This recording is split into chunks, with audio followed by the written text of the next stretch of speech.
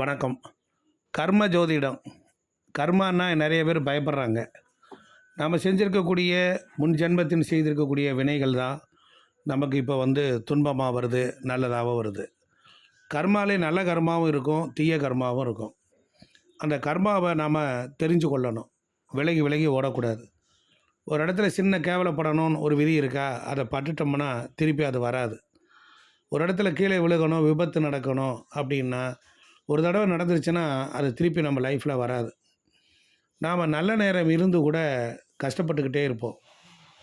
அதை நமக்கு வாழ்க்கையில் சில கர்மாக்கள் பின்தொடரக்கூடிய கர்மாவும் இருக்குது. நம்மளுடைய வாழ்க்கையில் தொடர்ந்துக்கிட்டே வரக்கூடிய கர்மாவும் இருக்குது. அது சில இடங்களில் தீரக்கூடிய கர்மான்னு இருக்கும். தீரக்கூடிய கர்மாவும் இருக்குது, பின்தொடரக்கூடிய கர்மாவும் இருக்கும். கர்மாவை தீர்த்து கொள்ளக்கூடிய கிரகங்களை வச்சு நம்ம ஜாதகத்தில் கண்டுபிடிச்சிடலாம். யார் யார் அந்த கிரகங்கள் அப்படின்னு நம்ம கேட்டால், நாம் இந்த பூமியில் இங்கே பெறப்பட்ட ஒரு வினையை நல்லதையோ கெட்டதையோ இங்கே விட்டுட்டு போயிட்டோம்னா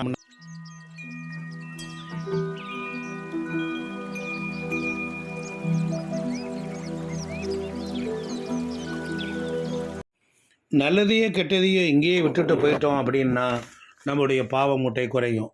பொதுவாக கர்மாங்கிறது ராகு, சனி பகவான், கேது பகவான், மாந்தி, இந்த 4 கிரகங்கள் தான் கர்மாவை குறிக்குது. ஒரு ஜாதகத்தில் பிரச்சனையை தீர்க்கக்கூடியவரே கேது தான். பிரச்சனையை உருவாக்கி விடக்கூடியவர் ராகு. அப்போ ஜாதகத்தில் ராகு, சனி, மாந்தி இது மாதிரி இருந்துச்சு அப்படின்னா என்னாகும்? ஜாதகத்தில் கர்மா வந்துடும். சனி, குரு, சூரியன், செவ்வாய், புதன் இந்த 5 கிரகங்கள் இருந்தால் தீர்க்கக்கூடிய கர்மா. சனியும் குருவும் சூரியனும் செவ்வாயும் புதனும் சேர்ந்துருந்தாங்கன்னா தீரக்கூடிய கர்மா. ஒரு ஜாதகத்தில் தொடரக்கூடிய கர்மான்னு ஒன்று இருக்குதுன்னு சொன்னோம். ராகு நின்ற இடத்திற்கு திரிகோணத்தில் சூரியன், மாந்தி, சனி, செவ்வாய் இப்படிலாம் இருந்தால் என்னாகும் அப்படின்னா இந்த ஜாதகத்தில் கர்மானது தொடர்ந்து தலைமுறையாக தொடர்ந்து வந்துக்கிட்டே இருக்குது அப்படின்னு சொல்லுது.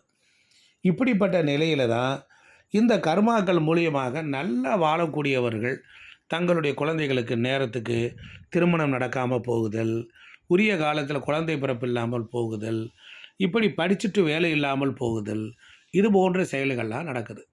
இதை நம்ம சரியான ஜோசியர்கள்ட்ட கொடுத்து பார்த்து தெரிஞ்சுட்டு அதற்குரிய வேலையை செய்யணும். பல குடும்பத்தில் ஆஸ்தீக மக்களாக இருக்கிறாங்க, கடவுள் மறுப்பையாகவும் இருக்காங்க. அவங்க சில பேர்கள்லாம் என்ன பண்ணுவாங்க, இறந்தவங்களுக்கு செய்யக்கூடிய திதி தர்ப்பணம் செய்கிறதில்ல. இறந்தவர்களை செய்யக்கூடிய அந்த திவசங்கள் இதெல்லாம் செய்கிறதில்ல. இது போன்ற எத்தனையோ பேர்கள் எவ்வளவோ சொன்னாலும் கூட சோம்பேறித்தனம், அசால்ட்டுத்தனம் அவங்களால அந்த கர்மாவானது செய்ய விடாமல் தடுக்குது. அப்போ தொடர்ந்து ஒருத்தர் கஷ்டப்படணும், தொடர்ந்து ஒருத்தர் துன்பத்தில் இருக்கணும், குடும்பம் ஈடேறவே இல்லை. வாழ்நாள் முழுவதும் வாடகை வீட்டிலே குடியிருக்கிறது, சொந்த வீட்டில் கூட கட்டிட்டு குடி போக முடியாமல் போகுது. இது மாதிரி நிறைய விஷயங்கள். குடும்பத்தில் அகால மரணங்கள், வீட்டை விட்டு ஓடி போனவர் என்ன ஆனார்னு தெரியல, பிள்ளையை கட்டி கொடுத்த இடத்துல என்னான்னு தெரியல, இப்படி பல துன்பங்கள்லாம் இருக்குது. இப்படி பல பேர்கள் உக்கிரமாக இறந்து போன அவர்களுடைய சாவு, அதனுடைய பாதிப்பு குடும்பத்துக்குள்ளே நவக்கிரகங்கள் வழியாக வருது.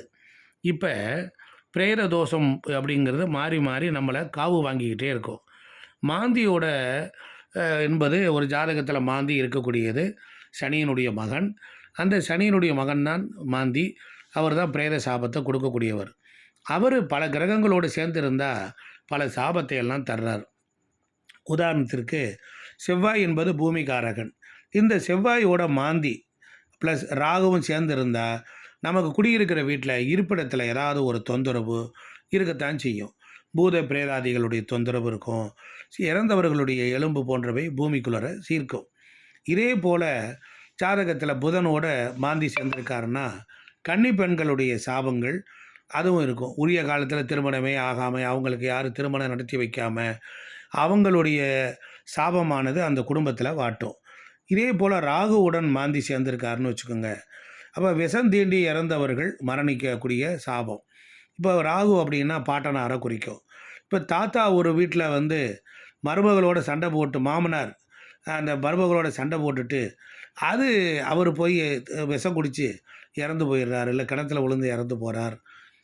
அப்படிங்கும்போது அவர் உயிர் விட போகும்போது அந்த மரணிக்கிற பொழுது என்ன பண்ணுவார், என்னை இப்படி செஞ்சிட்டாலே அவள் குடும்பமே விளங்காமல் போகணுன்னு ஆக்ரோஷமாக சாபம் கொடுத்துட்றது.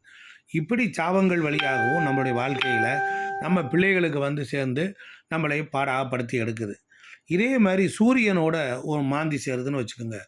ஒருத்தரை சரியாக நம்ம கவனிக்காமல் மறந்துருப்போம். அவங்க வேதனையால் அழுந்தி அழுந்தி இறந்து போயிருப்பாங்க. அதனுடைய சாபம் கூட நம்மளை வந்து பாடாப்படுத்தும்.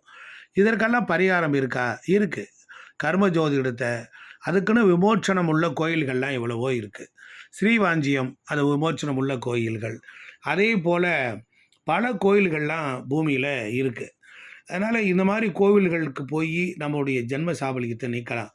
மாந்தி தோஷத்தை போக்கக்கூடிய திரு ஆலங்காடு திருவள்ளூர் மாவட்டத்தில் திருத்தணிக்கு பக்கத்தில் இருக்குது. அங்கே இருக்கிற பத்ரகாளி அம்மன் கோயில், அங்கே இருக்கக்கூடிய வண்டார் குழலி அம்மன் உள்பட அங்கே இருக்கக்கூடிய சிவபெருமான் அவர் வந்து பொறுத்தளவில் இந்த தோஷத்தை எல்லாம் போக்குறார். இப்படி 8 நாகங்கள் நமக்கு இருக்குது. அந்த 8 நாகங்களுடைய நமக்கு உள்ளே வந்து அந்த என்னென்ன தொந்தரவு கொடுக்குமோ அது மூலியமாக தொந்தரவு கொடுக்கும். செவ்வாய் ஓட ராகு சேர்ந்தால் அது ஒரு தோஷம், செவ்வாய் ப்ளஸ் கேதுவோட சேர்ந்தால் அதுக்கு ஒரு பரிகாரம். இப்படி நம்முடைய சொத்துக்களை இழந்து சொத்துக்களை பெற முடியாமல் இருக்கும். சொத்துக்களால் நஷ்டம் வரும். 4 தலைமுறை பாட்டனார்கிட்ட இருந்து இந்த சாபம் தான் நம்ம கர்மாவே கொடுத்துக்கிட்டே இருக்குது. அதனால் நம்முடைய சாபத்தை நீக்கிறதுக்கு இந்த வீடியோ உங்களுக்கு பயன்படும். தொடர்ந்து பாருங்கள். மறக்காமல் நம்முடைய யூடியூப் சேனலை லைக் பண்ணுங்கள், ஷேர் பண்ணுங்கள், சப்ஸ்கிரைப் பண்ணுங்கள். மீண்டும் உங்களை சந்திக்கிறேன். நன்றி, வணக்கம். திருச்சிற்றம்பலம், தில்லையம்பலம்.